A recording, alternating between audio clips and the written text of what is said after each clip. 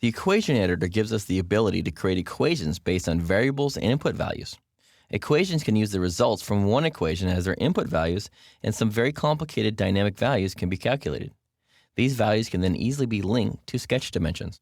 In this case here, I'm going to create a dimension from the far side of the part to the center line of the part and create a double dimension. I'm going to type in, instead of 10, I'm going to say equals and define a global variable called L. And then I'm going to type in, yes, I want that to be 10, so I'm going to overwrite this value here and click OK. Again, creating a global variable called L, and I'm giving it the value of 10. Now, instead of creating a new global variable, what I'm going to do now is I'm going to actually create a dimension from this side of the part to the center line, again with a double dimension.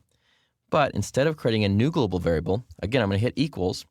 I'm going to go and grab one of those global variables I already created, which is L, and then I'll say, hey, this is divided by 2. So it's going to create a little equation there. And then go ahead and click OK, and click OK again.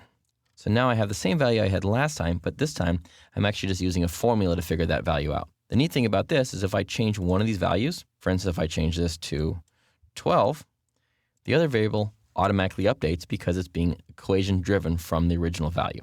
From here, you can continue on to add new equations or variables, or if you close this out, jump over here to equations, and you go to manage equations, you can see I already have my global variable here. It's equal to 12, and I have a couple other equations already predefined.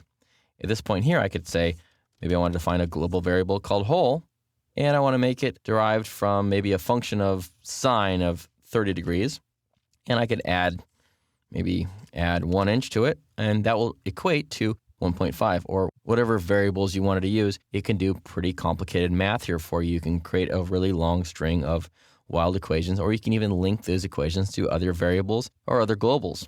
Creating dynamic equation-driven models in SolidWorks is easy, and it's a great tool to figure out complex shapes that would otherwise be very difficult to calculate or draw.